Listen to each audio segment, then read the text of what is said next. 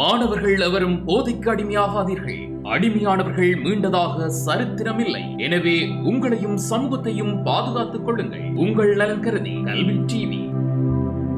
கல்வி டிவி வழங்கும் இலவச இணையவழி கல்வி சேவையின் ஊடாக இணைந்து கொண்டிருக்கிற அனைத்து மாணவ செல்வங்களுக்கும் எனது இணைய வணக்கத்தை கூறிக்கொண்டு நாங்கள் இன்னைக்கு காப்போத்தா சாதாரண பரீட்சை எதிர்கொள்ள இருக்கிற மாணவர்களுக்கான கடந்த கால வினாக்கள் செய்து கொண்டு வரோம். அதில் விஞ்ஞான பாடத்தில் உள்ள 2020ஆம் ஆண்டில் பாஸ் பேப்பர் கேள்வியை கடந்த வகுப்பில் பார்த்துருந்தாங்க. இன்றைக்கு நாங்கள் அதனுடைய தொடர்ச்சியாக பார்ப்போம், கேள்விகளை பார்ப்போம். Right, okay. கட்டுரை வகை வினாக்களை தான் பார்த்து கொண்டு வரோம். தொடர்ச்சியாக நாங்கள் அமைப்பு கட்டுரை வகை வினாக்களை எப்படி செய்கிறது அது முடிச்சுட்டு அதுக்கு பிறகு இந்த எம்ஜிக்யூ வகை வினாக்கள் எல்லாம் சிம்பிள். ரைட், நான் எப்பயுமே செய்யக்குள்ள பாருங்கள், எம்ஜிக்யூ வினாக்களை அவ்வளோ முக்கியத்துவம் கொடுக்குறது இல்லை. ரீசன் 40 எம்ஜிக்யூ ஒரு நீ சும்மா நோமலாக போட்டாது, சும்மா நோமலாக வாசிச்சு நோமலாக ஈஸியான களில் தான் இருக்கும் 40 எம்ஜிக்யூ. Right, okay. சும்மா நோமலாக போட்டுட்டீங்கன்னா உனக்கு அதில் 40 மார்க்ஸ் சிம்பிளாக கிடைக்கும். பட் இங்கே எழுதி எடுக்க போகிறது 60 மார்க்ஸ். இதுலையுமே கஷ்டமான கேள்விகள் பின்னுக்கு தான் வரும். எப்பயுமே ஒரு பேப்பர் எடுத்து பார்த்தீங்கன்னா முன்னுக்கு ஈஸியாக போடுவாங்க, ஈஸியான களியில் போடுவாங்க, போக கஷ்டமான களியில் போட்டு விட்டுருவாங்க. இப்போ கடைசி கஷ்டமான களி உங்களால் செய்யக்கூடிய மாதிரி இருந்தால் சிம்பிளான களி சிம்பிளாக தள்ளி போட்டு போயிடலாம். Right, okay. அப்போ அதுக்காகத்தான் நான் கஷ்டப்படுறது. கடைசியான களியை முதல்ல செய்கிறது. உங்களுக்கு செஞ்சால் அந்த விஷயம் உனக்கு விளங்கிட்டேன்னு சொன்னால் அதில் எம்ஜிக்யூ நீ எப்படி களி தான் தள்ளி போட்டு போகலாம். ரைட், ஆனால் அப்புறம் ஈஸியான களியை நான் கடைசியாக செய்வோம், முதல்ல கஷ்டமான வேலையை செய்வோம். ரைட், அந்த வகையில் இன்றைக்கு நான் கடந்த வகுப்பில் பார்த்த தொடர்ச்சியை இன்றைக்கு பார்ப்போம். கடந்த வகுப்பில் நாங்கள் 8வது கேள்வியினுடைய பகுதி பயாலஜி சார்ந்த ஒரு கேள்வி செஞ்சாங்க. இன்றைக்கு நாளைக்கு தொடர்ச்சியாக பிசிக்ஸ் சார்ந்த ஒரு கேள்வி ஒன்று இருக்குது, பி பார்ட் கேள்வி. ரைட், இது 8வது கேள்வியினுடைய பி பார்ட் கேள்வி, 2020ஆம் ஆண்டு பாஸ் பேப்பர்ல கேள்வி. ரைட், கேள்வியை வாசிப்போம்.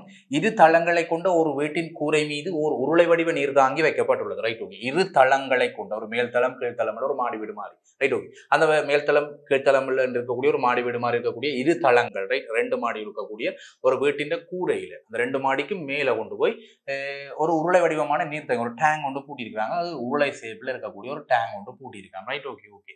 முதலாவது கேள்வி, வீட்டின் மேல் தளத்திலும் கீழ்த்தளத்திலும் உள்ள இரு ஒத்த நீர் திருகுப்பட்டிகள் ஒரே தடவையில் முற்றாக திறக்கப்பட்டிருக்கும் ஒரு சந்தர்ப்பத்தை கருது. என்ன பிரச்சனைன்னா, இப்ப 2 வீடு இருக்கு. ரைட், ஒரு கீழ்த்தள வீடு, ஒரு மாடி வீடு. இப்ப மாடி வீட்டினுடைய உச்சத்துல, வீட்டு கூரையின் உச்சத்துல கொண்டு தாங்கிய பொறுத்த நீர் தாங்கிய டேங்கை கொண்டு பூட்டி கிடக்கு. ரைட், வீட்டின் மேல் தளத்திலையும் கீழ்த்தளத்திலையும் இரு ஒத்த நீர் திருவிட ஒரே மாதிரியான 2 டைப்ஸை பூட்டியிருக்காங்க.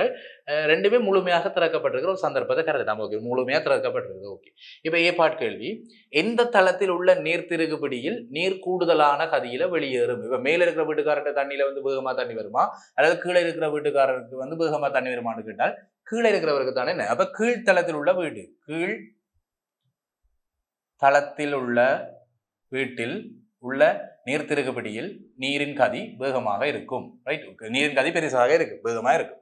நீர் கூடுதலான கதியில செல்லும் என்று சொன்னா சரி. Right, okay. கீழ்த்தளத்தில் உள்ள வீடு, அதுக்கான காரணம் என்ன? ஏன் அந்த கீழ்த்தளத்தில் உள்ள வீட்டுல உள்ள டைப்ஸ்ல நீரினுடைய கதி வேகமாக இருக்குது? ஏன் அது வேகமா இருக்குதுன்னு கேட்டால், டேங்க் பாருங்க உயரம். ஒரு டேங்க் இப்ப சும்மா தளம் மாதிரி போறோம். ரைட், இதை மேல்தள வீட்டினுடைய கூரை மாதிரி யோசி, இங்க கீழ்த்தள வீடு இருக்குன்னு யோசி. ரைட், இது தரை. ரைட், இது கீழ்த்தள வீடு, கீழ்த்தள வீடு. இது மேல்தள, கீழ்த்தள வீடுக்கு இது மேல்தள வீடு. கூரையில ஒரு டேங்க் பூட்டிருக்கேன் யோசி. என்ன இங்க ஒரு டேங்க் பூட்டிருக்கேன் யோசி. ரைட், டேங்க் பைப்லைனிங் செஞ்சு கிடக்கு. ரைட், இங்கேயும் ஒரு டேப் பூட்டி இருக்கு. ரைட், இந்த வீட்டுல இங்கேயும் இந்த இடத்துலயும் ஒரு டேப் பூட்டி இருக்கு. அது மாதிரி இந்த வீட்டுல இந்த இடத்துலயும் ஒரு டேப் பூட்டி இருக்கு. ரைட், இப்ப இது மேல்தள வீட்டுல உள்ள டேப், இது மேல்தள வீட்டுல உள்ள டேப். ரைட், குழாய் நீர் திருகுபிடி. இங்கேயும் கீழ்த்தள வீட்டில் உள்ளது நீர் திருகுபிடி. ரைட், இந்த மேல் திருகுல நீர்பிடிவில் கொஞ்சம் சிலோவா தான் தண்ணி வரும். கீழே பார்த்தீங்கன்னா வேகமாக தண்ணி வரும். என்ன ரீசன் கேட்டால், இங்க டேங்கில இருந்து, ரைட், டேங்கில இருந்து இந்த பாயிண்ட்ல இருந்து பைப்லைனிங் செஞ்சிருப்பாங்க. இந்த பாயிண்ட்ல இருந்து இருக்கிற உயரம் கூடினால் அமுக்கம் கூடும். ரைட், உயரம் ஆழம் கூட கூட அமுக்கம் கூடும். ஆழம் கூடினால் அமுக்கம் கூடும்ன்றதான் எங்க அமுக்க கோட்பாடு. அப்ப நீர் டேங்க்ல உயரம் கூட ஆழம் கூட உயரம் தான் சொல்றேன். இங்க ஆழம். ரைட், திரவநிலையில உயரம், திரவநிலையில உயரம் கூட கூட கூட அமுக்கம் கூடும். அப்ப இங்க கீழே எனக்கு பெரிய ஒரு வேகத்துல நீர் வரும். அப்ப ஆழம் கூட அமுக்கம் கூடும் என்ற விதியின்படி கீழ்த்தளத்தில் உள்ள வீட்டுல வேகம் எனக்கு கூட வரும். ஆகவே திரவநிலை கூட காரணம் என்னன்னு கேட்டால், திரவநிழலின் உயரம் அதிகமாக இருப்பதால் அமுக்கமும் அதிகமாகும். ஆகவே கீழ்த்தளத்தில் நீரின் வேகம் அதிகமாக இருக்கும். Right, okay. அதை சொன்னீங்கன்னா சரி. அப்ப திரவநிலையின் உயரம் பெருசா இருக்கிறதால அமுக்கம் பெருசா இருக்கும். அதனால கீழ் திருகுபடியில வேகம் கதி பெருசா இருக்கும்னு சொன்னா சரி. ஓகே. அடுத்த 2வது கேள்வி, தாங்கியின் உள் குறுக்குவெட்டு பரப்பளவு 1 மீட்டர் வர்க்கமும் உயரம் 1 மீட்டரும் ஆகும். ரைட், தாங்கியின் உள் குறுக்குவெட்டு பரப்பளவு தாங்கி இந்த நீர்த்தாங்கி இருக்கு மேல கூட்டினாங்க நீர்த்தாங்கி.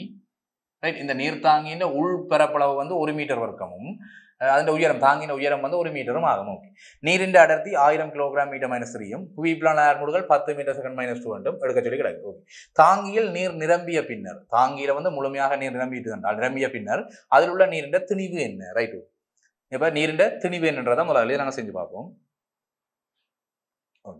என்ன சொல்றான் என்றால் ஒரு டேங்க் ஒன்று இருக்குதான். ரைட், ஒரு டேங்க் ஒன்று இருக்குதான். டேங்க்ல வந்து ஃபுல்லா தண்ணியை நிரப்பியாச்சு. டேங்கின் அந்த உள்பக்கம் ஏரியாவை வந்து சொல்லி போட்டார் கேள்வியில 1 மீட்டர் வர்க்கம். ரைட், இந்த டேங்கின் உயரத்தை சொல்லி போட்டார் h வந்து நான் சொல்றேன் அதை வந்து 1 மீட்டர்னு சொல்லி போட்டார். இதுக்கு மேலதையுமா ஒரு சில தரவுகள் தந்திருக்கிறார். ரைட், இதுக்கு மேலதையுமா ஒரு சில தரவுகள் தந்திருக்கிறார். நீரின் அடர்த்தி right rho of water right நீரின் அடர்த்தியை வந்து 1000 கிலோகிராம் மீட்டர் -3 என்ற ஒரு தரவு தந்திருக்கிறார். அடுத்தது இன்னொரு தரவு தந்திருக்கிறார். புவியியல்பான ஆர்முடுகள் ஜியை வந்து 10 மீட்டர் செகண்ட் -200 எடுக்க சொல்லி ஒரு தரவு தந்திருக்கிறார். ரைட், இப்ப கேட்டது தாங்கியில வந்து நீர் நிரம்பிய பின்னர் நீர் டேங்கில வந்து நீ மோட்டரை போட்டு டேங்கில ஃபுல்லா தண்ணியை போட்டுட்ட தண்ணி நிரப்பி போட்ட. இப்ப மோட்டரை போட்டு தண்ணியை ஃபுல்லா நிரப்பிட்டா இப்ப நீரின் திணிவு என்ன? ரைட், நீரின் திணிவு. ரைட், திணிவு என்னன்னு கேட்டால் என்ன எழுதணும்? நீரின் அடர்த்தி தர நீரின் கன அளவு. ரைட், நீரின் அடர்த்தியையும் நீரின் கன அளவையும் பிரிக்கிறாங்க. நீரின் திணிவு அடர்த்தி சமன் திணிவின் கன அளவு. என்ன உண்மையான சமன்பாடு? அடர்த்தி சமன் திணிவின் கன அளவு. ரைட், குறுக்கு பெருக்கம் செய்தால் எனக்கு திணிவு தான் வேணும் என்று சொன்னால் அடர்த்தி தர கன அளவு என்று போடலாம். என்ன அப்ப நீரின் திணிவு வேணும் என்றால் நீரின் அடர்த்தி எவ்வளவு? 1000 கிலோகிராம் மீட்டர் -3 என்ன திணிவு தான் வேணும். நீரின் திணிவு தான் வேணும். MF போடுறேன் இன்டூ நீரின் அடர்த்தி போட்டால் 1000 கிலோகிராம் மீட்டர் -3. அடுத்தது நீரின் கன அளவு. நீரின் கன அளவு எப்படி காண்றது? டேங்கில் வந்து பாருங்க ஃபுல்லா நீர் நிரம்பி இருக்குது. டேங்கில் வந்து நீர் வந்து ஃபுல்லா நிரம்பி இருக்குதுன்னு சொன்னால் அதன் பரப்பளவை வந்து உயரத்தால பிரிக்கிறாங்க. நிலந்தர அகலந்தர உயரம் தானே கன அளவு. அப்ப பரப்பளவு நிலந்தர அகலம் பரப்பளவு தெரியும் 1 மீட்டர் வர்க்கம் என்று சொல்லி பரப்பளவு உயரத்தால பிரிக்கினா எனக்கு கன அளவு கிடைக்கும். ஆகவே 1 மீட்டர் வர்க்கம் இன்டூ 1 மீட்டர் இவ்வளவு தான் கன அளவு. Right, okay. அப்ப இங்க மீட்டர் கேன்சல் ஆகி MF போட்டு எனக்கு கிடைக்கும். அதாவது நீரின் திணிவு எனக்கு கிடைக்கும் 1000 கிலோகிராம். அப்ப நீரின் திணிவு என்னன்னு கேட்டால் 1000 எப்படி வந்து தெரியும் தானே. இப்ப எனக்கு திணிவு வேணுமெண்டா அடர்த்திய கன அளவு இருக்கணும். நீரின் அடர்த்தி தெரியும் 1000 கிலோகிராம் மீட்டர் தரவில் வந்து கிடக்கு. இப்ப நீரின் கன அளவு தான் வேணும். டேங்க்ல வந்து தண்ணி முழுமையாக நிரப்பப்பட்டிருக்குன்னு சொல்லியாச்சு. முழுமையா டேங்க்ல தண்ணியை ஃபுல்லா நிரப்பி இப்படின்னு சொன்னால் டேங்கின் குறுக்கோடு பரப்பு 1 மீட்டர் வரைக்கும் டேங்கின் உயரம் 1 மீட்டர் அதை பெருக்கி எனக்கு கன அளவு எடுக்கலாம். தண்ணியில் இருக்கிற டேங்கின் கன அளவும் தண்ணி அளவு உண்டா இருக்கும். ஏனென்றால் டேங்கில முழுமையா தண்ணி இருக்கின்றபடி அப்ப 1 மீட்டர் வர்க்கத்தையும் ஒன்றையும் பெருக்கி 1 மீட்டரையும் பெருக்கி நான் 1 மீட்டர் கியூப் எடுப்பேன். அதான் கன அளவு. அதை கொண்டு அடர்த்தியோட பெருக்கி அந்த திணிவு கிடைக்கும் 1000 கிலோகிராம்ன்றதான் கதை. ரைட், அது கேள்வி போகும். அடுத்த பி பார்ட் இரண்டாவது கேள்வியில பி பார்ட் கேள்வி. தாங்கியில் நீர் நிரம்பி இருக்கும்போது அதன் அடி மீது நீரின் மூலம் பிரயோகிக்கப்பட்ட நமக்கு ரைட். ஓகே, அதே கேள்வி தான் பார்ப்போம். என்ன கேட்குறாங்கன்னா இப்ப டேங்க்ல வந்து பாருங்க ஃபுல்லா தண்ணியை நிரப்பிட்டாரு. ஃபுல்லா தண்ணியை நிரப்பின உடனே இந்த டேங்க்ல இதே கேள்வியில வடிவப்பார் இந்த டேங்க்ல வந்து ஃபுல்லா தண்ணியை நிரப்பின உடனே டேங்கினுடைய அடிப்பகுதி இருக்குதான் இந்த பகுதியில இந்த நீர்நிழலால ஏற்படுத்தப்படுகிற பிரஷர் என்ன? நீர்நிலையியல் அழுத்தம் என்ன? ரைட், அதான் கேள்வி. இந்த டேங்கின் அடிப்பகுதிக்கு மேல வந்து கொஞ்சம் தண்ணி ஃபுல்லா தண்ணி வந்து அடிப்பகுதியை ப்ரெஷர் பண்ணும். அதனாலதான் இங்க வந்து பைப்லைனிங் செய்யக்குள்ள டேங்க்ல வந்து கீழ்ப்பகுதியில தான் ஸ்டார்ட் பண்ணுவாங்க. என்ன ரீசன்? அங்க வந்து மேல இருக்கிற நீர்ப்பரப்பால ஏற்படுத்தப்படுற அழுத்தம் அடிப்பகுதி டேங்கினுடைய அடிப்பகுதியில பெருசா ஒரு ப்ரெஷர் இருக்கும். ஆகவே அதுல சின்ன துளை போட்டாலும் பிச்சு கொண்டு தண்ணி வரும், வேகமா தண்ணி வரும். அதனால இந்த இடத்துல பைப்லைனிங் ஸ்டார்ட் பண்ணுவாங்க. டேங்க்ல மேல ஒன்று ஸ்டார்ட் பண்ணாம கொஞ்சம் கீழே டேங்கினுடைய அடிப்பகுதியில பைப்லைனிங் ஸ்டார்ட் பண்றது. ரீசன் வந்து அழுத்தம், நீரியல் அழுத்தம் கூடவா இருக்கு. இப்ப அந்த நீரியல் அழுத்தம் எவ்வளவுன்றதான் இந்த கேள்வி. ரைட், அப்ப என்ன தெரியும்? நீரியல் அழுத்தம் வேணுமென்றால் P = H ட்ரோ G என்ற ஈக்குவேஷனை யூஸ் பண்ணுவேன். நீரியல் அழுத்தத்தை கண்டுபிடிக்கிறதுக்கு யூஸ் பண்ணிட்டா ப்ரெஷர் வந்து எனக்கு சமனா இருக்கும் உயரம். ரைட், திரவ நிரல் உயரம் எவ்வளவு தெரியணும் எனக்கு? 1 மீட்டர். ரைட், உயரம் 1 மீட்டர்னா இந்த பாயிண்ட்ல இருந்து இந்த பாயிண்ட் வரைக்கும் தான் அடிப்பகுதி வரைக்கும் எவ்வளவுக்குமான உயரத்தை நீங்க H = 1 மீட்டர் சொல்லிக்கிறாங்க. இதை கொண்டு அங்க போட்டா 1 மீட்டர் இன்டூ அடுத்தது ட்ரோ திரவத்தினுடைய அடர்த்தி. ட்ரோன்றது திரவத்தினுடைய அடர்த்தி. என்ன அதை கொண்டு பெருக்கிறேன் எனக்கு 1000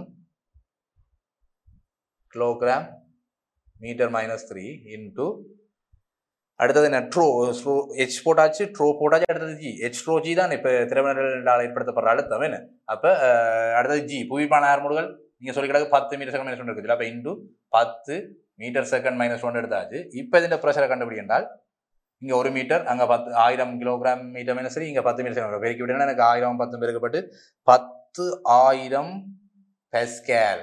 ரைட், இவ்வளவு அழுத்தம் இந்த நீரால ஏற்படுத்தப்படும் டேங்கினுடைய அடிப்பகுதியில் 10,000 பெஸ்கேல் என்று சொல்லக்கூடிய நீர்நிலையியல் அழுத்தம் எனக்கு டேங்கினுடைய அடிப்பகுதியில் ஏற்படுத்தப்படும். ரைட்,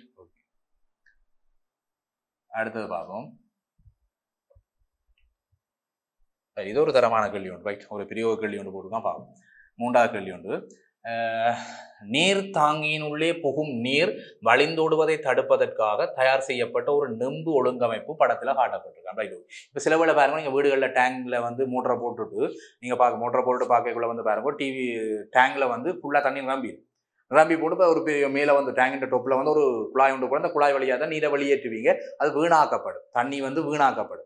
எந்த டேங்க் ஃபுல்லாக நிரம்பிட்டு சொன்னால் தண்ணி மேல் வந்து அப்படியே வீணாக்கப்படும். ரைட், நீ பார்த்துருப்ப சில வீடுகளில் பக்கத்து வீடுகள் எல்லாம் பார்த்துருப்ப, டேங்க்ல இருந்து தண்ணி வெளியில் போய் கொண்டு அதை வந்து மிச்சப்படுத்துறதுக்கு ஃபுல்லாக டேங்க் நிரம்பிட்டுன்னு சொன்னால் ஆட்டோமேட்டிக்காக அது ஆஃப் ஆகிறதுக்கு. ரைட், ஃபுல்லாக டேங்க் நிரம்பிட்டுன்னு சொன்னால் அது ஆட்டோமேட்டிக்காக ஆஃப் ஆகிறதுக்கு சில ஐடியாஸை யூஸ் பண்ணுறாங்க இங்கே. ரைட், அது இப்போ நீரை வந்து வீணாக்காமல் நீரை சேமிக்கிறது. அது இந்த கொழும்பு சைடில் டவுன் சைடில் இருக்கிறவங்களுக்கு தெரியும், நீருக்கு வந்து கட்டணம் இருக்குது. ரைட், இப்போ எவ்வளவு நீரை நீர் செலவழிக்கிறோம் அந்த நீருக்கான கட்டணம் இருக்குது. இப்போ மின் கட்டணம் நாங்கள் எப்படி செலவழிக்கிறோமோ, வீட்டில் வந்து எப்படி மின்சக்தியை வேஸ்ட் பண்ணி அதுக்கான கட்டணத்தை செலவழிக்கிறோமோ அந்த மாதிரி நீருக்கும் கட்டணம் இருக்குது. பெரிய நகர்ப்புற இடங்களில் வசிக்கிறவங்களுக்கு தெரியும். அப்போ அதுக்காகத்தான் அந்த நீரை மிச்சப்படுது, நீரை வந்து வீணாக்காம தடுக்கிறதுக்காக சில ஐடியாஸை யூஸ் பண்றாங்க இங்கே. ரைட், பாப்பம் கேள்வி அப்படியே வாசிங்க. நீர்த்தாங்கியினுள்ளே புகும் ஒரு நீர் வழிந்தோடுவதை தடுப்பதற்காக, நீர்த்தாங்கியினுள்ளே புகும் நீர் வழிந்தோடுவதை தடுப்பதற்காக தயார் செய்யப்பட்ட ஒரு நெம்பு ஒழுங்கமைப்பு படத்தில் காட்டப்படுகிறது. தாங்கியில் நீர் நிரம்பும் போது அதில் உள்ள மிதவை உயர்ந்து வேல்வை மூடிக்கொள்கிறது. ரைட், நல்ல ஒரு டெக்னிக். ரைட், இந்த மிதவை டெக்னிக்ன்றது உங்களுக்கு அந்த வாகனங்கள்ல இன்ஜின்ல இருக்கிற ரைட் பெட்ரோல் லீக் ஆகாம இப்போ வாகனங்கள் விடுறவங்களுக்கு மோட்டர் வெஹிக்கிள் விடுறவங்களுக்கு தெரியும், அதில் வந்து ஒரு மிதவை மாதிரி வச்சுருப்பாங்க. ரைட், மிதவை மாதிரி வெண்தூரிமானி என்று உள்ளுக்கு இருக்குது. வெண்தூரிமானில இருந்து தான் அந்த எரிபொருள் வந்து பெட்ரோல் டேங்க்ல இருந்து வெண்தூரிமானி ஊடாக இன்ஜினுக்குள்ள அனுப்பப்படுறது, அந்த உருளைக்குள்ள அனுப்பப்படுறது, சிலிண்டருக்குள்ள அனுப்பப்படுறது எரிபொருள். அந்த எரிபொருள் வந்து வேஸ்ட் பண்ணாமல் இருக்கிறதுக்காக அந்த சோக்க தட்டி போடுறோம்னு சொல்லுவாங்க. சோக்க தட்டி போடுற டெக்னிக். அதுல வந்து கொஞ்ச நேரத்துக்கு எரிபொருளை வேஸ்ட் பண்ணாம நாங்க கொஞ்சம் நேரத்துக்கு ஓடக்கூடிய மாதிரி இருக்கும். அந்த சோக்க தட்டி போடுறோம்னு சொல்லுவாங்க. அப்படின்னா இந்த மிதவை டெக்னிக் தான், இதே டெக்னிக் தான். ரைட், இங்க இருக்கிற அதே டெக்னிக் தான் மிதவை டெக்னிக்னு சொல்றது. மிதவை டெக்னிக்ல வந்து எண்ணெயை வேஸ்ட் பண்ணாது. ரைட், சாரி, எரிபொருளை வேஸ்ட் பண்ணாம எங்களால் பயணம் செய்யக்கூடிய மாதிரி இருக்கும். ரைட், அப்ப எரிபொருளை வீணாக்குறதை குறைக்கிறதுக்காக இந்த டெக்னிக்கை பயன்படுத்துறது. வெண்துரிமானி ஊடாக எரிபொருளை அனுப்புறது. ரைட், இதை பற்றி நீங்க அட்வான்ஸ்ல சயின்ஸ்ல படிக்க போனீங்கன்னா உங்களுக்கு விளங்கும். நாங்கள் இங்கே இருக்கிற டெக்னிக்கை பார்ப்போம். இது என்ன டெக்னிக்னா அதே ஒத்த ஒரு டெக்னிக் தான், மிதவை டெக்னிக் தான். ஓகே, நெம்பு ஒழுங்கமைப்பு உள்ள காட்டப்படுது. தாங்கியில் நீர் நிரப்பும் போது அதில் உள்ள மிதவை உயர்ந்து வேல்வை மூடிக்கொள்ளும். ரைட், இதுதான் மிதவை என்று சொல்றது. இந்த படத்தை படிதான் பேர். இதைத்தான் மிதவை ஒரு லேசான பொருளால் செய்யப்பட்டது மிதவை. ரைட், இதை வந்து மிதவை எண்ணெயில் கொடுத்துருக்க பாருங்க, மிதவை எண்ணெய் கொடுத்துக்கூடாது. இது வந்து ஒரு அந்த தண்ணியில வந்து மிதக்கக்கூடிய ரெஜிபோம் மாதிரி ஒரு பேரம் இல்லாத பொருள். ரைட், ஒரு தண்ணியில மிதக்கக்கூடிய ஒரு லேசான பொருளாக தான் இருக்கும் இந்த மிதவை. இது வந்து ஒரு நெம்பு டெக்னிக். ரைட், நம்ப பற்றி தான் திரும்ப நீ படிச்சிருப்பேன். இது வந்து சுழலிடப்பட்ட புள்ளி, இந்த புள்ளி பற்றி இந்த நெம்பு வந்து திரும்பக்கூடியதா இருக்கும். இந்த மிதவையும் திரும்பக்கூடியதா இருக்கும். இந்த புள்ளி பற்றி நெம்போட இந்த இணைக்கப்பட்ட இந்த மிதவையும் திரும்பக்கூடியதா இருக்கும். இந்த புள்ளி பற்றி. ரைட், இதுதான் புள்ளி. இந்த புள்ளி பற்றி இது மிதவை திரும்பக்குள்ள இந்த பேல் வந்து கீழே இறங்கி ரைட், இந்த தண்ணியில நீர் நிரம்ப தண்ணி வந்து கொட்டுதல்லும் இப்படி கொட்டி இந்த டேங்க் தண்ணி வந்து ஃபுல்லா நிரம்ப மேல தண்ணி வந்து நல்லா நிரம்ப இந்த மிதவையும் மிதக்கும். மிதவை இந்த புள்ளி பற்றி ஒரு திருப்பத்தை இஞ்ச முன்ன எடுத்து விட்டா இந்த புள்ளி பற்றி மிதவையின் நிறை நீரால் ஏற்படுத்தப்படுற மேலுதைப்பு ஒரு திருப்பத்தை எங்களை ஏற்படுத்தி விட அந்த வேல்வை கீழ் நோக்கி பிடிச்சி இழுத்து தண்ணியை நிரப்ப நீர் உட்புகுதல தடுக்கப்படும். நீர் உட்புகுதல் தடுக்கப்படுறதால தண்ணி வீணாக்கப்படுறது எங்களால குறைக்கப்படும். அதான் இங்க இருக்கிற டெக்னிக். Right, okay. தாங்கில் நீர் ஆகும்போது அதில் உள்ள மிதவை வந்து வேலை மூடிக்கொள்வது அப்போது நீர் புகுதல் நிப்பாட்டப்படுகிறது. ஓகே, நல்ல டெக்னிக். ஓகே, இப்ப கேள்வி போவோம். உருவில் காட்டப்பட்டுள்ள அமைவில் மிதவை மீது தாக்குற விசை என்ன? மிதவையில என்ன விசை தாக்கும்? உருவில காட்டப்பட்ட இந்த மிதவையில என்ன விசை தாக்கம் உண்டு? மிதவையின் நிறை தாக்கும். மிதவையை பூமி பிடிச்சு இழுக்கும். Right, mg. அதை வந்து நான் மிதவையின் நிறை என்று சொல்வேன். எந்த திணிவையும் பூமி பிடிச்சிருக்கும்ன்றதான் நியூட்டன் பிசிக்ஸ். என்ன நியூட்டன் விதியில நீ படிச்சது எந்த ஒரு திணிவையும் பூமி பிடிச்சிருக்க மாட்டா கதையின்படி. அவங்க மிதவையும் பாருங்க பூமி பிடிச்சிருக்கு. மிதவைக்கும் ஒரு திணிவு இருக்குது. அப்ப மிதவை மீது தாக்கும் விசை என்ன? மிதவையில தாக்குற விசை என்னன்னு கேட்டால் அது மிதவையின் நிறை. மிதவையின் நிறை என்று சொல்லலாம். Right, okay. அடுத்தது பி பார்ட் கேள்வி. நீர்மட்டம் உயர்ந்து மிதவை நீரினால் மூடப்பட தொடங்கும் சந்தர்ப்பத்தில் மிதவை மீது தாக்கும் மேலதிக விசை என்ன? என்ன கேள்வினால் நீர்மட்டம் உயர்ந்து மிதவை நீரினால் மூடப்பட தொடங்கும் சந்தர்ப்பத்தில் அப்ப தொடங்குற சந்தர்ப்பம் நீர் வந்து நிரம்பி நிரம்பி மேல் நோக்கி வந்து இந்த மிதவையில முட்டுமெல்லும் மிதவையில முட்டி இன்னும் மிதவையில முட்டி கொண்டிருக்கிற சந்தர்ப்பத்துல பேந்து நீர் வந்து உள் பூந்து கொண்டே இருக்கும். அப்ப இன்னும் திரவநிலை உயரும். இந்த திரவநிலை வந்து இப்படி மேல் நோக்கி போகுது. இந்த தண்ணி வந்து மேல் நோக்கி போக மிதவையில ஒரு போர்ஸ் தாங்க தண்ணியால மிதவைக்கு ஒரு விசை கொடுக்கப்படும். இப்ப சும்மா பாருங்கோ இந்த மிதவையை வந்து பாருங்கோ பூமி வந்து பிடிச்சிருக்கும் மிதவைன்ற நிறை ரைட். இப்ப சும்மா தண்ணி வந்து முட்டாத நேரத்துல உள்ளுக்கு டேங்குக்குள்ள தண்ணி போக தண்ணி மேல ஏறி இந்த மிதவையை தொட போகுது. மிதவையை தண்ணி தொடைக்குள்ள தண்ணியால மிதவைக்கு ஒரு விசை கொடுக்கப்படும் ரைட். இந்த தண்ணி வந்து மேல போய் மிதவைக்கு மேல் நோக்கி ஒரு விசையை கொடுக்கும். அதை யூ நான் குறிச்சு கொடுப்பேன். அந்த விசை யூ குறிக்கிற விசையை தான் சொல்றது. மேலதிக விசை என்னன்னு கேட்டால் அது மேலுதைப்பு விசை. மேலுதைப்பு விசை அது வந்து தண்ணி மிதவைக்கு கொடுக்கிறது. மிதவையை பூமி இருக்கிறது மிதவையின நிறை. அது மிதவையில தாக்குற நிலைக்குத்தா கீழ் நோக்கி இருக்கிற விசை. மிதவையின நிறை நிலைக்குத்தா கீழ் நோக்கி இருக்கிற விசை. அது மிதவையை பூமி பிடிச்சிருக்கிற விசை. அடுத்த கேள்வி என்ன, தண்ணி வந்து முட்டுற சந்தர்ப்பம் தண்ணி வந்து மிதவையில தொடும்போது தண்ணியால மிதவைக்கு ஒரு விசை கொடுக்கணும். நிலைக்குத்தா மேல் நோக்கி இருக்கும். அப்ப மிதவையை வந்து கீழ் நோக்கி மேல் நோக்கி அசைய விடாம சமன் விசையா வச்சிருக்கும். சமநிலை விசையில வச்சிருக்கும் ரைட். அதுக்கு தான் மேலுதைப்பு விசை கொடுக்கப்படுகிறது. சொல்ற சந்தர்ப்பத்தில் வடிவப்ப நீர்மட்டம் உயர்ந்து மிதவை நீரினால் மூடப்பட தொடங்கும் சந்தர்ப்பத்தில் ஆரம்பிக்கிற சந்தர்ப்பத்தில் மேலுதைப்பு விசை இருக்கு ரைட். ஓகே, அடுத்தது சீப்பால் கேள்வி. நீர் வழிந்தோடுவதை தடுப்பதற்கு மேலதிகமாக இந்த நெம்பு ஒழுங்கமைப்பிலிருந்து கிடைக்கும் வேறொரு அனுகூலத்தை குறிப்பிடு. நீர் வழிந்தோடுவதை தடுப்பதற்கு மேலதிகமாக இது வந்து இந்த டெக்னிக் இந்த நெம்பு டெக்னிக்ல வந்து நீர் வந்து வழிந்தோடுவது தடுக்கப்படும். நீர் உட்புவது இங்க தடுக்கப்படும். இந்த வேல்வு மூடிக்கொள்றதால நீர் வந்து உட்புவது தடுக்கப்படும்.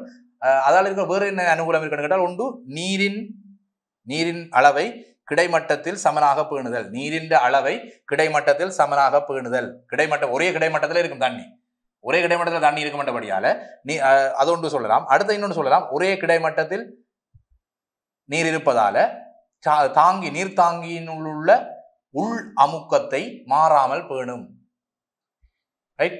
நீர் தாங்கியினுள்ளே இருக்கிற அந்த உள்ள இருக்கிற தாங்கிக்குள்ள இருக்கிற அமுக்கத்தை மாறாமல் பேணும். ஏண்டா ஒரே கிடைமட்டத்தில் நீரின் அளவை பேண போகும். கிடைமட்டத்தில் அமுக்கங்கள் சமனாக இருக்கும். ஆகவே நீர் தாங்கிக்குள்ள இருக்கிற அமுக்கத்தை மாறாமல் பேணுறதுக்கு இந்த மிதவை டெக்னிக் பயன்படுத்த ஒரு அனுகூலத்தை தரும். அதை நீங்க எழுதிவிட்டாலே சரி. ஓகே,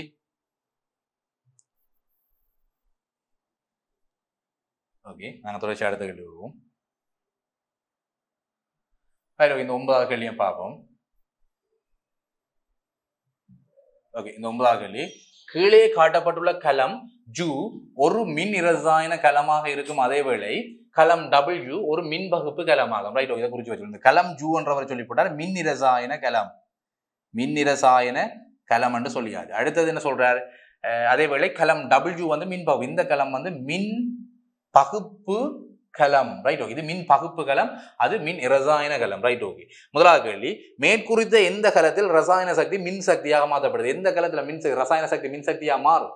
மின் இரசாயன கலத்துல தான் மாறும். ஆகவே மின் இரசாயன கலம் யூ தான் மின் இரசாயன கலம். அப்ப கலம் யூ அதுல தான் கலம் யூ இந்த கலத்துல தான் பாருங்கோ ரசாயன சக்தி மின் சக்தியாக மாற்றப்படுது ரைட். அடுத்த கேள்வி. இரு கலங்களிலும் நடைபெறும் அனோட்டு தாக்கங்களுக்கு பொதுவாக வழங்கப்படுகிற பெயர் என்ன? அனோட்டில் நடக்கிற தாக்கத்துக்கு பொதுவாக வழங்குற பெயர் வந்து ஒட்சியேட்டல். கதோட்டில் தான் தாழ்த்தல் நடக்கும். அனோட்டில் நடக்கிறது வந்து ஒட்சியேட்டல் என்று சொல்லுவோம். ஒட்சியேட்டல் என்று சொல்றது அதுக்கான பெயர் ரைட். அடுத்தது 3வது கேள்வி. கலம் ஜூவின் அனோட்டிற்கு அண்மையில் நடைபெறும் அரைத்தாக்கத்தை ஒரு ரசாயன சமன்பாடுல காட்டு. அனோட் எங்கே இருக்க போதீங்க? கலம் ஜூவில் என்ன? கலம் ஜூவில இங்க வந்து நாகம் இருக்குது. சட்டன் நாகம்ன்றது நாக பாம்பு இல்லை. சில அதை யோசிப்பாங்க நாக பாம்பு சொல்றாங்க. அப்படி இல்லை, நாகம்ன்றது ஒரு உலோகம், அதை சட்டன் என்று குறிப்போம். இங்க வந்து பாருங்க செப்பு மின்பாய் இருக்குது ரைட். இதை வந்து நாங்கள் CU என்று குறிப்போம். அப்போ நாகத்தகடையும் செப்பு தகடையும் வச்சுதான் ஒரு மின் ரசாயன கலம் உருவாக்கப்படுறது. நான் அடிப்படையில் படிச்சிருப்பேன்.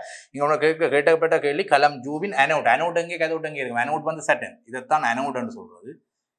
கெதோட் வந்து CU செப்பு, அதை வந்து கெதோட்னு சொல்லுவோம் ரைட். ஓகே, அனோட் மின்பாயில் நடக்கிற ரசாயன அரைத்தாக்கத்தை ஒரு ரசாயன சமன்பாட்டில் எழுது. இப்போ எங்கள் நாக மின்வாயில நடக்கக்கூடிய நாக மின்வாய் தான் அனோட். அனோட்டு கதிர் தெரியும் இந்த சனக்கலத்தில் இருக்கும் என்ன. அப்போ நாக மின்வாய் வந்து தான் பாருங்க அனோட்டில் நடக்கக்கூடிய அரைத்தாக்கம். முழு தாக்கம் தவிர எனக்கு அரைவாசி முதல் நடக்க போகிற தாக்கம் என்னன்றது அரைத்தாக்கத்தை மட்டும் எழுதினால் சரி என்று கிடக்கு ரைட். அப்போ நடக்க போகிற அரைத்தாக்கத்தை எழுதென்றால் முதலெல்லாம் செட்டன் சொலிட் ஸ்டேட்ல ரைட். செட்டன் நாக தகடு தானே இருக்குது. அப்போ நான் எழுத போகிறேன் செட்டன் எனக்கு தகடு நிலையில், அதாவது திண்ம நிலையில் இருக்குது. அப்போ செட்டன் சொலிட்ல இருக்குன்னு சொல்கிறேன் ரைட். அடுத்தது அந்த சட்டன் வந்து என்ன செய்ய போகுது? இந்த என்ன நடக்க போகுது? லத்திரங்கள் 2 லத்திரங்கள் இழந்து ரைட். சட்டன் வந்து 2 லத்திரங்களை இழந்து ஒரு அயனாக மாறப்போகுது. சட்டன் 2+ மாறப்போகுது. சட்டன் 2+ என்னத்தால மாறும்?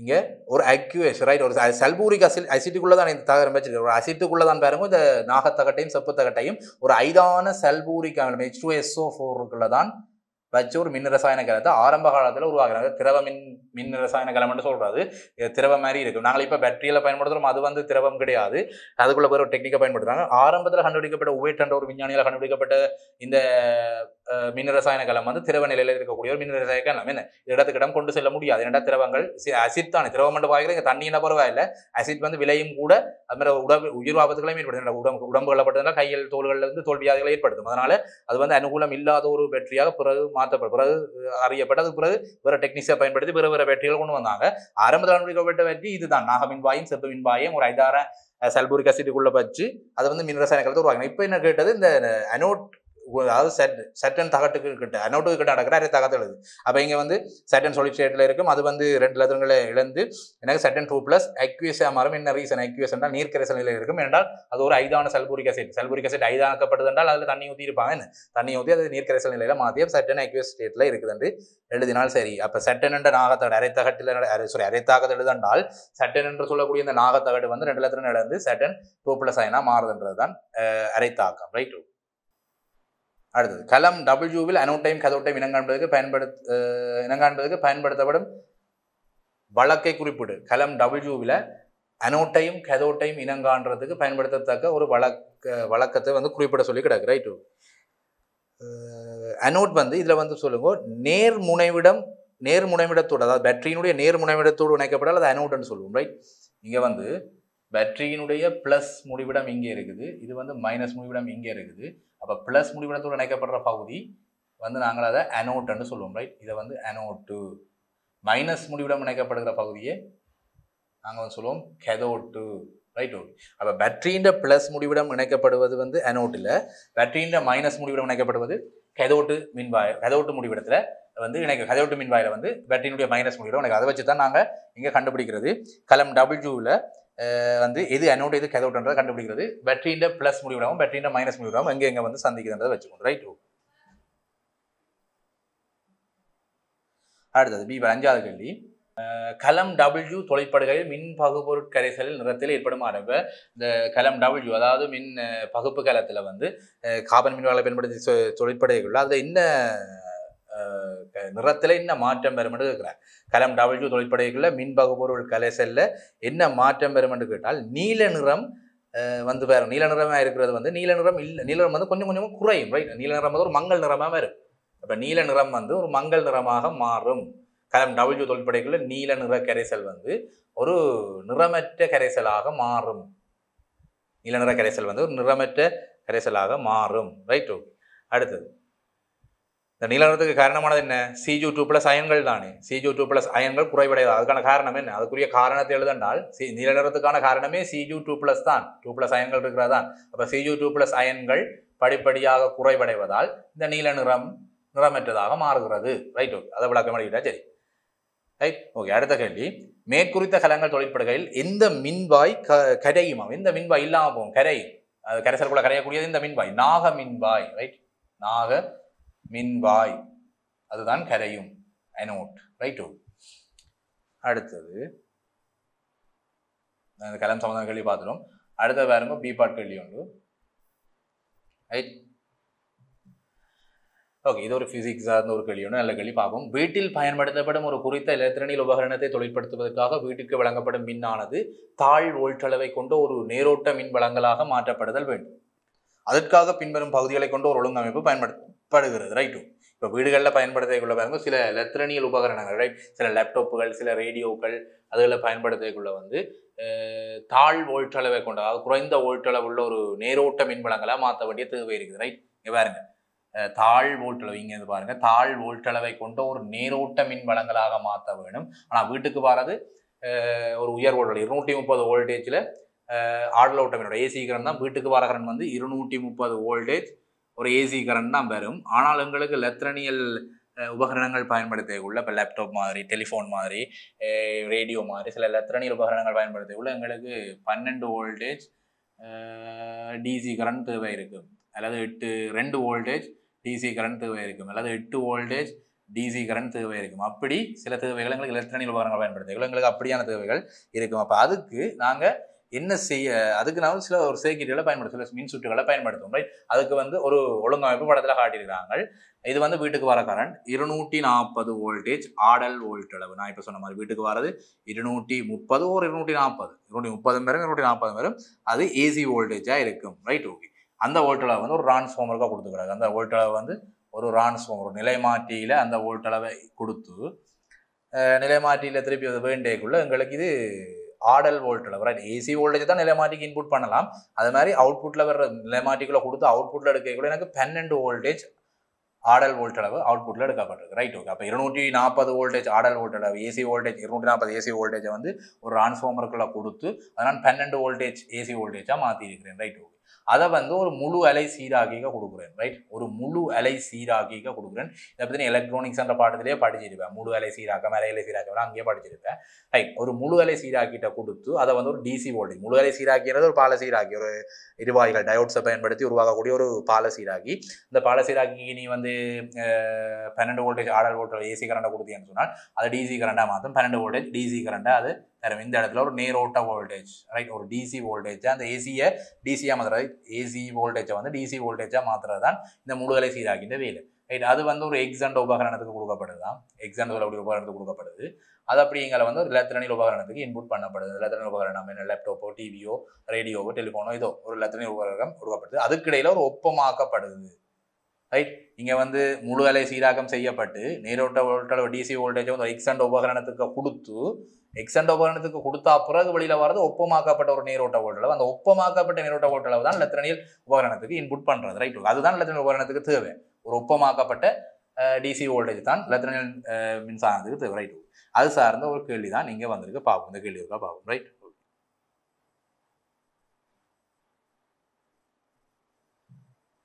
ஓகே. கேள்விக்க போவோம்.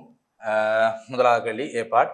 மேற்குறித்த ஒழுங்கமைப்புடன் எவ்வகை நிலை மாற்றி இணைக்கப்பட்டுள்ளது, இதில் எந்த வகையான நிலை மாற்றி பயன்படுத்தப்பட்டிருக்காங்க. ஓகே, நீங்கள் 240 வோல்டேஜ் ஏசி கரண்ட்டை கொடுத்து ஏசி வோல்டேஜை கொடுத்து இந்த நிலை மாற்றிக்க கொடுத்தோன்னா அது எனக்கு 12 வோல்டேஜ் ஏசியாக மாற்றி தருது. ரைட், 240 வோல்டேஜ் ஏசியை 12 வோல்டேஜ் ஏசியாக மாற்றுகின்றால் அது வோல்டேஜ் அழுத்தத்தை வந்து குறைக்குது. ஆகவே சொல்லுவேன் நான் படிக்குறை நிலை மாற்றி, படிக்குறை நிலை மாற்றி வோல்டேஜ் அழுத்தத்தை குறைச்சல் வருது. ஆகவே இது வந்து ஒரு படிக்குறை நிலை மாற்றி. அடுத்தது பி பார்ட் கேள்வி. இந்நிலை மாற்றியில் உயர்ந்த விட்டமுள்ள கம்பிகள் எந்த சுருளில் பயன்படுத்தப்படுதல் வேண்டும், அதற்கான காரணம் என்ன? இந்த டிரான்ஸ்ஃபார்மர்ல வந்து உயர்ந்த விட்டமுள்ள, அதாவது பெரிய விட்டமுள்ள தடிப்பு கூடின வயர்களை வந்து எந்த சுருளில் பயன்படுத்துவோம்? இது வந்து முதன்மை சுருள்னு சொல்லுவோம். இந்த இடத்துல வந்து இருக்கிறது பிரைமரி கோயில் சொல்றோம். ரைட், இதை வந்து முதன்மை சுருள், முதன்மை சுருள்னு சொல்றது. இந்த இடத்துல இருக்கிற கோயிலை வந்து நாங்கள் சொல்லுவோம் துணை சுருள். ரைட், துணை சுருள்னு சொல்லுவோம். இப்போ முதன்மை சுருள்ல வந்து கொடுக்கக்கூடிய வோல்டேஜ் வந்து 240 வோல்டேஜ். ரைட், துணை சுருள்ல இருந்து அதில் இந்த 240 வோல்டேஜை கொடுத்தால் துணை சுருள் எனக்கு வர போகிற வோல்டேஜ் 12 வோல்டேஜ். நான் கேட்கப்பட்ட கேள்வி, இந்த துணை சுருள் முதன்மை சுருள் பிரைமரி கோயிலுக்கு கொடுக்கக்கூடிய வயர் பெருசாக இருக்குமா, அல்லது துணை சுருளுக்கு கொடுக்கக்கூடிய வயர் வந்து தடிப்பு கூடின வயர், இந்த இடத்துல தடிப்பு கூடின வயரை பயன்படுத்துகிறோம். அதுக்கான காரணம் என்ன? இங்கே வரையும் பாருங்க, இங்கே வோல்டேஜ் எனக்கு பிரச்சனை இல்லை. வோல்டேஜ் வந்து குறையிறதான். டிரான்ஸ்ஃபார்மர் என்றாலே 240 வோல்டேஜை கொடுத்து படிக்கிற நிலை மாதிரியை பயன்படுத்திக்கலாம், அது வோல்டேஜ் குறையும். ஆனால் இங்கே மாறாத ஒரு பெருமானம் இருக்கு, மின் வலு பெருமானம். ரைட், மின் நிலையங்கள்ல அது வீட்டுல இருந்து வர இந்த மின் பவர் இருக்கு தானே, மின் வலு நிலையங்கள் உற்பத்தி செய்யப்பட்ட பவர் வந்து வீட்டுக்குள்ள இருக்கையும் சரி அல்லது வீட்டுக்குள்ள இருக்கிற சைக்கிளையும் சரி, இந்த மின் வலு பெருமானம்ன்றது ஒரு மாறாத பெருமானமே இருக்கு. நீர் மின் விலுவை பயன்படுத்தி உற்பத்தி செய்யப்பட்ட இந்த மின்னுடைய வலு பெருமானம் மாறாது. ஆகவே நான் எடுக்கலாம் P = VI என்ற ஈக்குவேஷனின் படி எனக்கு P மாறாது, ஆகவே VI பெருக்கமும் மாறாது. விளங்குதானே? P = VI வலு சமன் அழுத்த வேறுபாடு தர மின்னோட்டமே அந்த சமன்பாடு படி எனக்கு வலு மாறக்கூடாதுன்னா VI பெருக்கமும் மாறக்கூடாது. அதுதான் கதை. ரைட், VI பெருக்கம் மாறக்கூடாது. இப்ப பாருங்க, இந்த இடத்துல இந்த முதன்மை சுருளை பாருங்க. ரைட், முதன்மை கோயில்ல வந்து அழுத்தம் 240 இருக்குது. ரைட், ஏதோ ஒரு கரண்ட் அதுக்கு விட போகுது. அழுத்தம் 240 I என்று நான் வைக்கிறேன். இந்த இடத்துல 240 வோல்டேஜ் என்ற அழுத்தம் வந்து இங்க குறைக்கப்படுது. ரைட், 240 I தான் இங்க இருக்கு. I என்ற மின்னோட்டம் இந்த இதுல போனால் 240 I என்ற அந்த வலுப்பெருமானம் மாறக்கூடாது. கதைக்கிற விளங்கு தானே? 240 வோல்டேஜ். ரைட், அது வந்து 240 வோல்டேஜ். இந்த முதன்மை சுருளுக்கு நான் கதைக்கிறேன் 240 வோல்டேஜ். அந்த முதன்மை சுருளுக்குள்ள ஒரு I என்ற கரண்ட் போகுதுன்னு வைக்கிறேன்.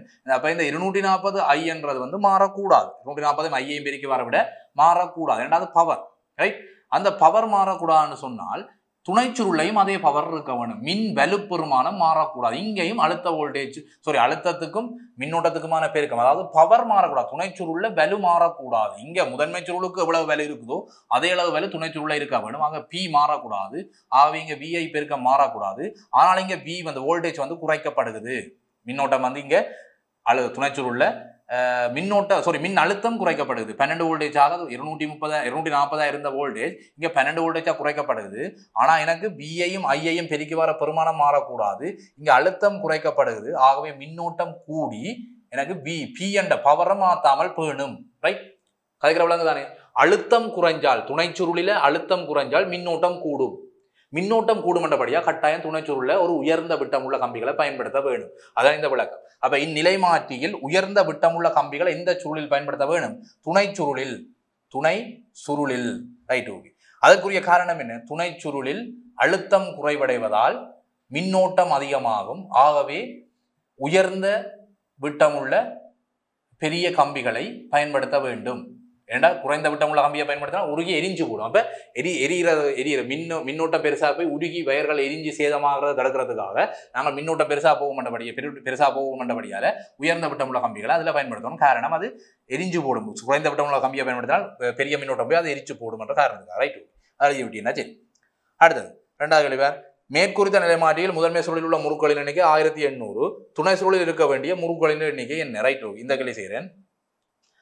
ஓகே, முதன்மை சுருளில் இருக்கிற முறுக்களின் எண்ணிக்கை 1800 சொல்லியாச்சு. என்ன ரைட், பார்ப்போம். முதன்மை சுருளில் உள்ள முறுக்களின் எண்ணிக்கை என்பி 1800 சொல்லியாச்சு. ரைட், என்பி 1800 சொல்லியாச்சு. அந்த சமன்பாடு என்ன எங்களுக்கு? Number of P NP primary coil இருக்கிற என்பி ஓவர் என்எஸ் சமன் பிபி ஓவர் பிஎஸ். என்ன இப்போ அந்த நிலை மாதிரி எப்படி இருந்தது எங்களுக்கு? இங்கே முதன்மை சுருள் இருந்தது, இங்கே துணை சுருள் இருந்தது. என்ன ரைட், இங்கே 240 வோல்டேஜ் இருந்தது. அது எனக்கு இங்கே 12 வோல்டேஜை மாற்றி தந்தது. 240 வோல்டேஜை 12 வோல்டேஜை எனக்கு மாற்றி தந்தது. அப்போ எனக்கு விபி கிடைக்கும். சாரி, என்பி எனக்கு சொல்லிப்பட 1800. எனக்கு கேட்டது துணைச்சுருளில் இருக்கிற முறுக்களின் எண்ணிக்கை தான் கேட்டது. அப்போ என் செகண்டரி கோயிலில் இருக்கக்கூடிய முறுக்களின் எண்ணிக்கை தான் கேட்டது. பிரைமரி கோயிலில் இருக்கிற அழுத்தத்தை நான் இன்புட் பண்ணது 240 வோல்டேஜை இன்புட் பண்ணினான். எனக்கு வெளியில் வந்தது செகண்டரி கோயிலில் 12 வோல்டேஜை தந்தது. இப்போ இதை சுருக்கி நான் என்எஸ் எடுத்து என்னென்னா எனக்கு கிடைக்கும் 90 முறுக்குகள். ரைட், போட்ட விளங்கு தானே? சமன்பாடு என்பி ஓவர், அதாவது முறுக்களின் எண்ணிக்கை துணை சுருளையும் பிரைமரி கோயிலையும் செகண்டரி கோயிலையும் இருக்கிற முதல் சுருளையும் துணை சுருளையும் இருக்கக்கூடிய முறுக்களின் எண்ணிக்கைகளுக்குள்ள விகிதம் துணை சுருளுக்கும் முதன்மை சுருளுக்கும் உள்ள அழுத்தங்களுக்கு இடையிலான வீதங்களுக்கு சமனாக இருக்கும் என்ற கதையின்படி அந்த சமன்பாடு படி நான் இங்கே போட்டு வச்சிருக்கிறேன். எனக்கு செகண்டரி கோயிலில் இருக்கக்கூடிய முறுக்களின் எண்ணிக்கை 90 முறுக்கள் கிடைச்சிருக்கு. ரைட், அதான் நீங்க வந்த கேள்வி. ரைட், சமன்பாடு போட்டு சுருக்கி எடுத்தபடி எனக்கு மேற்குறித்த நிலைமாற்றியில் முதன்மை சுருளில் உள்ள முறுக்கள் எண்ணிக்கை 1800 என்றால் துணை சுருளில் இருக்கக்கூடிய முறுக்கள் எண்ணிக்கை என்எஸ் செகண்டரி கோயிலில் இருக்கக்கூடிய முறுக்கள் எண்ணிக்கை 90 முறுக்குகள். Right, okay. அடுத்து, நிலைமாற்றியின் மூலம் வழங்கப்படும் 12 வோல்டேஜ் ஆடல் வோல்ட்டளவானது நேரத்துடன் மாறும் விதத்தை வரைவு முறையில் வகைக்குறி.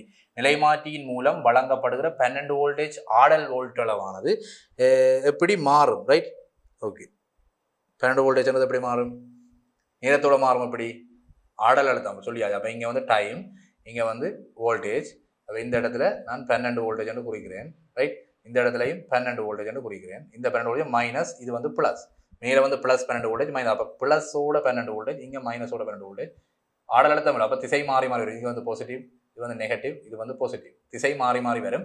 அதில் உச்சம் அலை கீறக்கூடிய அந்த உச்ச புள்ளி 12 வோல்டேஜாக இருக்க வேணும். அதுக்கு மேலே அலை கீறக்கூடாது, அதுக்கு உள்ளேயும் கீறக்கூடாது. அப்போ இந்த அலை அலை வடிவில் தான் கீற வேணும். ஆடலோட்டம் தானே. அப்போ அலை வடிவில் தான் கீற வேணும். அலையினுடைய உச்ச புள்ளி கட்டாயம் 12 வோல்டேஜுக்கு மேலே போகக்கூடாது. மேலே பாசிட்டிவ், கீழே நெகட்டிவ். பாசிட்டிவ்ல 12 வோல்டேஜும் நெகட்டிவ்ல 12 வோல்டேஜுக்கும் அந்த அலையை கீறி விட்டால் சரி. ரைட், அடுத்து அது நீ குறிச்சுக்கணும். நீங்கள் அச்சு போட்டு குறிக்கணும். இது அச்சு நேர அச்சு, இது அழுத்த அச்சு. ரைட், அதை குறிச்சுக்கணும். சரி, ஓகே. அடுத்த கேள்வி. முழு அலை சீராக்கி சுற்றில் 4 இருவாய்களும் இணைக்கப்படும் விதத்தை நியம குறியீடுகளை கொண்டு கரை ரைட். அப்ப பால சீராக்கின்னு சொல்றது என்ன, அரையலை சீராக்கம் செய்யறதுக்கு பால சீராக்கிகள். அப்ப முழு அலை சாரி இங்க வந்து முழு அலை சீராக்கம் செய்யறதுக்கு ரைட். முழு அலையுமே சீராக்கம் செய்து எனக்கு நேரோட்ட மின்னோட்டமா மாத்தித்தான் நான் இலத்திரங்கள் உபகரணங்களுக்கு கொடுக்க வேணும். அப்ப அதுக்கு இருவாய்களை எப்படி இணைக்க வேணும்ன்றதை எனக்கு இணைச்சு காட்ட சொல்லி கிடக்கு ரைட். அதை பார்ப்போம் எப்படி இணைக்கிறேன்டா. பால சீராக்கி முறையில் இருவாய் இணைக்கிறதெல்லாம் நீ படிச்சுட்டேன் என்ன ரைட்.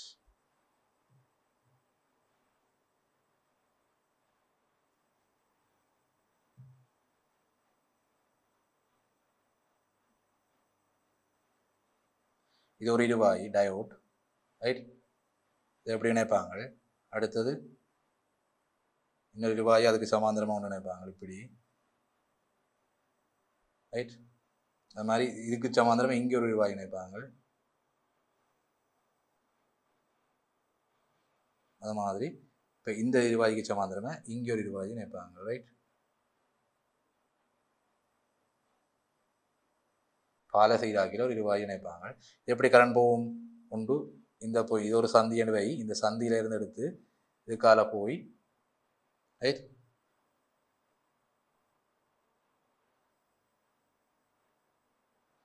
இது ஒரு சந்தி எடுத்து இதுக்கால வரும். அடுத்தது இந்த சந்தியில இருந்து எடுக்கிற கரண்ட் பால சீராக்கினுடைய சந்தி புள்ளி என்ன. அப்போ இதுல இருந்து எடுக்கக்கூடிய கரண்ட் இப்படி வரும். இந்த புள்ளியில் இப்படி வரும். இதுதான் இந்த இருவாய்கள் அமைக்கப்படுகிற விதத்தை இப்படி குறிச்சுக்கான சரி. 4 சந்தியில ரைட் கொண்டு கொண்டு சமாந்தரமா இருவாய்களை நினைச்சுக்கான. இந்த இருவாய்க்கு ரைட், இந்த இருவாய்க்கு சமாந்தரமா அந்த இருவாயி இருக்கும் ரைட். அத மாதிரி இந்த இருவாய்க்கு சமாந்தரமாக இந்த இருவாயி இருக்கும் ரைட். இப்படி நினைச்சுக்கான. இதுதான் பால சீராக்கின்னு சொல்றது. இதை முழு அலை சீராக்கம் ரைட். எப்படி கொடுக்கக்கூடிய இன்புட் வோல்டேஜ் இப்படி இருந்தால் ரைட், அந்த அவுட்புட் வோல்டேஜ் முழு அலையையும் சீராக்கி தரும். இப்படி தரும் ரைட். முழு அலையையும் சீராக்கி தரும், மேலே ஒரு திசையில் தரும். அதுதான் இந்த பால சீராக்கின்ற வேல் ரைட்டு. அடுத்த கேள்வி நாங்கள் பார்ப்போம் ரைட். எக்ஸின் மூலம் காட்டப்படும் துணை உறுப்பை பெயர். கடைசி கேள்வி. எக்ஸின் மூலம் காட்டப்படும் துணை உறுப்பை பெயரிடு. எக்ஸின் மூலம் காட்டப்படுகிற துணை உறுப்பு என்ன ரைட். இங்க பேர் இந்த எக்ஸாண்ட் இந்த உபகரணம் இந்த இடத்துல பயன்படுத்தக்கூடிய உபகரணம் என்னன்றது கேட்குறேன் ரைட். முழு அலை சீராக்கம் இருக்கு. முழு அலை சீராக்கிய நான் அதுக்கு முழு அலை சீராக்கத்தை டிசி வோல்டேஜில் அது வரும். அந்த டிசி வோல்டேஜை நான் இங்கே இந்த உபகரணத்துக்கு கொடுத்தால் அது எனக்கு எக்ஸாண்ட் உபகரணத்துக்கு கொடுத்தால் அது எனக்கு பாருங்க ஒப்பமாக்கப்பட்ட நீரோட்ட ஓட்டம் ரைட். டிசி வோல்டேஜை தான் அதுக்கு இன்புட் பண்ணுறேன். அந்த டிசி வோல்டேஜையும் அது ஒப்பமாக்கி போட்டு தான் இலத்திரங்கள் உபகரணத்துக்கு கொடுக்குது. அப்போ டிசி வோல்டேஜ் மாற்றப்பட்ட நீரோட்ட வோல்டேஜாக மாற்றப்பட்ட டிசி வோல்டேஜையும் நான் ஒரு உபகரணத்துக்கு கொடுத்தா தான் அது எனக்கு ஒப்பமாக்கி தருது. ஒப்பமாக்குற வேலையை செய்கிற உபகரணம் என்ன, அதுதான் கொள்ளளவி கொண்டஞ்சர்னு சொல்லுவோம் என்ன. அப்போ எக்ஸாண்ட் உபகரணம் என்று கேட்டால் கொள்ளளவி ரைட். ஓகே, நாங்கள் இதுவரைக்கும் 2020 வந்த பாஸ்பேப்பர் கேள்வி எல்லாத்தையும் செஞ்சிட்டோம். தொடர்ச்சியாக நாங்கள் அடுத்த வகுப்பில் சந்திப்போம். இதுவரை இணைந்த மாணவர்களுக்கு நன்றி மாணவர்கள். கல்வி டிவியில் புத்தம்புது நிகழ்ச்சிகளை உடனுக்குடன் பார்த்து மகிழ எமது Facebook மற்றும் YouTube பக்கத்தை லைக் செய்யுங்கள்.